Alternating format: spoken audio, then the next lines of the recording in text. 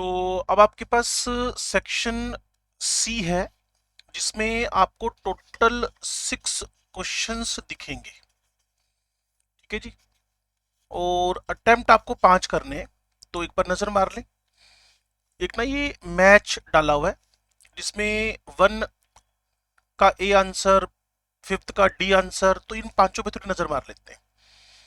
तो पहली बात उन्होंने क्या कहा हमें कि आपके पास जो अमाइनो एसिड्स हैं वो प्रोटीन्स का कंपोनेंट है ही।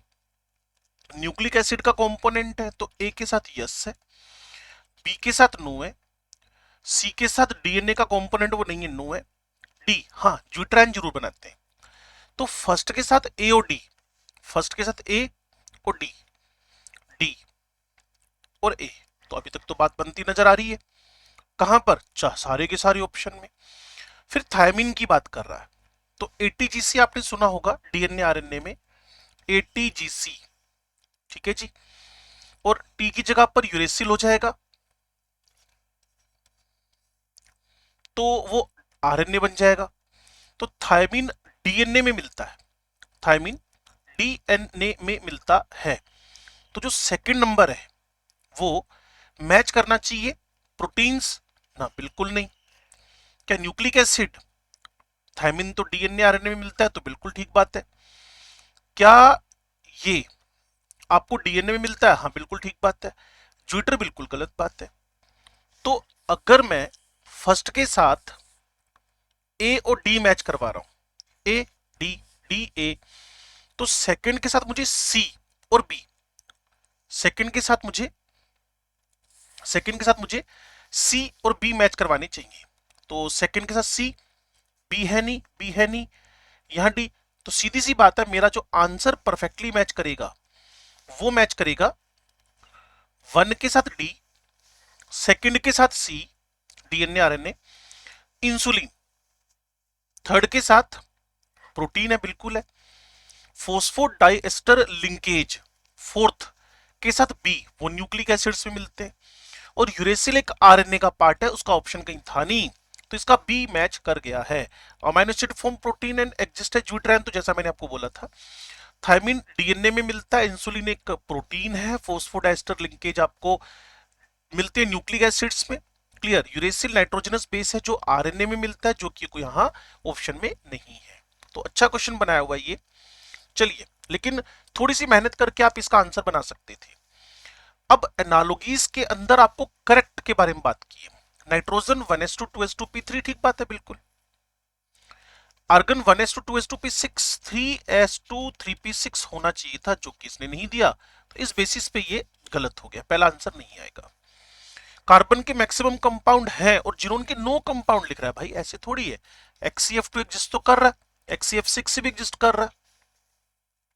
लो जी, XCF2 लीनियर है, बिल्कुल sp3 डिहाइब्रिड है, पी ब्लॉक एलिमेंट के ग्रुप नंबर 18 में मिलेगा। sp3 डिहाइब्रिड है, 3 लोन पेयर ऑफ इलेक्ट्रॉन है, और इन भाई साहब को यहां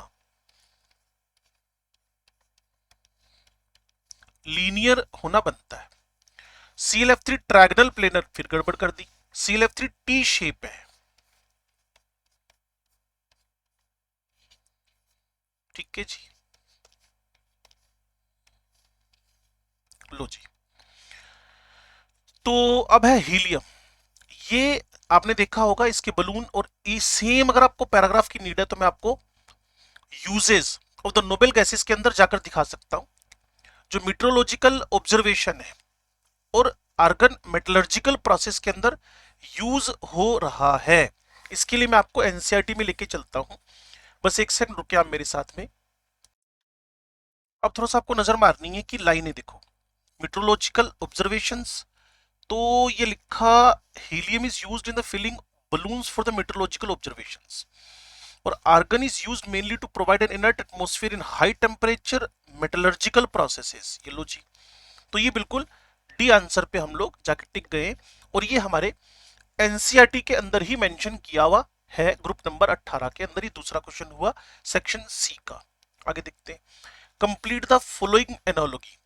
तो ये हमारा पहला क्वेश्चन 50 नंबर था, फिर 51 आ गया, अब नो 52। उसने कहा जी same molecular formula but different structures. तो ये भाई कहीं ना कहीं स्ट्रक्चरल आइसोमेरिज्म की बात हो गई है, आइसोमर्स की बात हो गई है। Non super imposable mirror image, तो ये तो एनेंटियोमर होते हैं, तो काम थोड़ा सा आसान कर दिया इन लोगों ने। तो अब अगर आप मेरे से मैच करवाना चाहते हैं कि same molecular formula but different structures, isomer, enantiomer तो नहीं हो सकता, स्टीरियो, क्लियर, और आइसोमर ठीक है, और कहीं ना कहीं वो कह रहा है non super imposable mirror image, तो एनेंटियोमर्स है।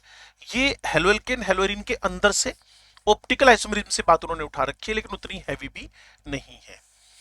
तो अब है case 1, read the passage given below and answer the following questions. तो ये क्वेश्चन जो आपके पास आया है, early crystallographers had trouble solving the structure of inorganic solid using the X-ray diffraction, but some of mathematical tools for analyzing the data had not yet been developed. Once a trial structure was proposed, it was relatively easy to calculate the diffraction pattern, but it was difficult to go the other way. From the diffraction pattern to the structure, if nothing was known a priori about the arrangement of atoms in the unit cell, it was important to develop some guidelines for guessing the coordination number, जैसे zinc का 4 है, NaCl में 6 है, and bonding geometry of the atom in crystal. The first such rules were proposed by the Pauling हर एक जगह आके फंसते हैं भाई साहब, who consider how one might pack together positively charged spheres of different radius. तो वहां उन्होंने रेडियस रेशियो का फंडामेंटल दिया। रेडियस रेशियो कैटायन की रेडियस और एनायन की रेडियस का रेशियो है, ठीक है जी। अब इन्होंने कहा if the anion is considered as a packing atom in the crystal, the smaller cation fills interstitial site. मान लीजिए आपने क्रिस्टल सिस्टम ऐसे सेट किया, तो ये जो होल है, वॉइड है, ये जनरली कैटायन जो कि छोटे साइज का होता है वो फिल करता है, ठीक है जी। अब उन्होंने कहा cation will find arrangements in which they can contact the larger number of anions, largest number of anions. If the cation can touch all of its nearest neighbor anion, then the fit is good. तब ये एक अच्छी packing मानी जाएगी, तब ये एक अच्छी पैकिंग मानी जाएगी, ठीक है जी। If the cation is too small for a given site, that coordination number will be unstable and it will prefer a lower coordination structure. तो कहीं ना कहीं एक टेबल उसने बताई है, जो कि आप किसी कोचिंग इंस्टीट्यूट में पढ़ रहे हैं तो आपको ये टेबल वहां दिखेगी। 0 से 0.155 तक लीनियर है, दो कोऑर्डिनेशन नंबर है, ट्रायंगुलर में 0.225 तक है, टेट्राहेड्रल में 0.414 तक है, स्क्वायर प्लेनर में 0.414 से 0.732 तक है, और टेट्राहेड्रल में ये 0.414 से 0.732 तक है, क्यूबिक में ये 0.732 से 1 तक है, और क्यूबो ऑक्टाहेड्रल में ये 1 है। तो आयनिक रेडियाई रेडियस रेशियो 2021 8 जून में, ये retrieved June 29 2001 from the this site. तो इस पे आप क्लिक करके भी वहां पहुंच सकते हैं। क्वेश्चन देखते हैं जी 53, रेडियस ऑफ एजी 126 है और रेडियस ऑफ आयोडाइड 216 है। तो जब हमने इसका आंसर निकाला तो 0.58, थोड़ा सा टेबल पे जाना पड़ेगा, 0.58 0. इस रेंज में आ गए आप लोग, हाईलाइट कर देता हूं मैं, इस रेंज में आ गए आप लोग, ठीक है जी।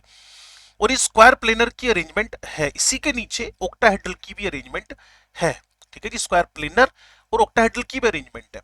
कोऑर्डिनेशन नंबर ऑफ सिल्वर 1, तो वहीं से नकल करें, 4 एंड 6, स्क्वायर प्लेनर 0.414 0.732 और 6। अब ऑप्शन के अंदर 2 है, 3 है, 6 है, 8 है, तो 4 वाला ऑप्शन तो गायब कर दिया उन्होंने, तो आपका आंसर एग्जैक्टली 6 पे जाकर मैच कर जाएगा। नाउ सॉलिड ए बी है square planar, square planar square planar square planar, ये वाली बात कर रहा है वो, मुझे पता था ये पंगा जरूर लेगा क्योंकि नई बात है बिल्कुल। If the radius of cation is 120, calculate the maximum possible value, maximum possible value. अब देखो थोड़ी सी बात सुनना, radius of cation by radius of anion, square planar 0.414 से 0.732, ये जब मैक्स मांग ले, ये जब मैक्स मांग ले तो कहीं ना कहीं यहां मिनिमम रेंज उठती है। तो अगर कैटायन की रेडियस उसने 120 पिकोमीटर दिया हुआ है तो मिनिमम रेंज यहां रख दो। रेडियस ऑफ एनायन निकालने के लिए 120 के अंदर हम डिवाइड कर देते हैं 0.414 का। तो जब इसको सोल्व करेंगे आप, जब इसको सोल्व करेंगे आप, तो एग्जैक्टली आप आंसर तक रीच बना लेंगे। जैसे कि 0.414 क्लियर है, डिवाइड हुआ और डिवाइड होने के बाद ये मेरे को दो रेडियस दे रहा है, क्योंकि वो मैंने मिनिमम मैक्सिमम दोनों से डिवाइड कर दिया ना। और वर्डिंग क्या चाहता है, मैक्सिमम पॉसिबल। तो मैक्सिमम पॉसिबल क्या हो जाएगा बच्चे, 290 पिकोमीटर। तो आपको वैसे भी दो ऑप्शन निकालने की नीड ही नहीं थी। जैसे मैंने आपको बताया कि अगर वो आपसे मैक्सिमम मांग रहा है तो इसका मिनिमम वाली रेंज उठानी पड़ेगी, क्योंकि आप मैथमेटिक्स भी लगाएंगे तो ये इनवर्सली प्रोपोर्शनल जा रहा है। ठीक है ना। लो जी, 290 आंसर आ गया आपके पास इसका। चलो last and final question. 6 question में से 5 आपने सोल्व करने थे और ये पार्ट मुझे ज्यादा अच्छा लगा। गुड फिट, गुड फिट वाला ऑप्शन उठा लें। Good fit, good fit, good fit, good fit, good fit, good fit. एक ऑप्शन आपने देखा था, लाइन देखी थी कि वो एक गुड फिट है। ठीक है जी, गुड फिट है अगर वो सारे मैक्सिमम एनाइंस को टच कर रहा है। ठीक है ना। If the anion is considered as a packing atom in the crystal, तो अगर cation, if the cation can touch all of its nearest neighbor anion, then fit is good, fit is good, fit is good, fit is good. Okay, no problem. तो अगर मैं इसमें उठाऊं all of its nearest neighbor anions, तो मुझे तो इसके अलावा कोई ऑप्शन नहीं दिख रहा। अगर आप कंप्रहेंशन पढ़ के आए हैं तो गुड फिट का मतलब cation can touch all of its nearest neighbour anions, तो ये आपका आंसर मैच करेगा। तो ये आपके सेक्शन सी का जवाब है। इसमें कोई गलती एनसीईआरटी सीबीएसई ने नहीं की है। सेक्शन ए में दो गलतियां थी, वो मैंने आपको हाईलाइट कर दी थी, और सेक्शन बी भी साथ में आपके है। वो मैंने सेक्शन सी को लिया, थोड़ा टाइम मेरे पास कम था अभी क्लास होने की वजह से। तो आप इसको देखिए, अप्रोक्सीमेट 13 मिनट के आसपास जाएगा।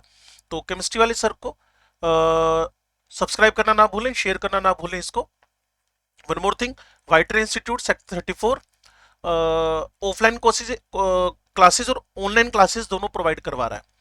तो पढ़ना चाहते हैं आप और अच्छी कोचिंग करना चाहते हैं और आप चाहते हैं कि सिलेक्शन 100% श्योर हो जाए, तो एक एक्सपीरियंस्ड टीम के पास आपको आना चाहिए। Thank you ji.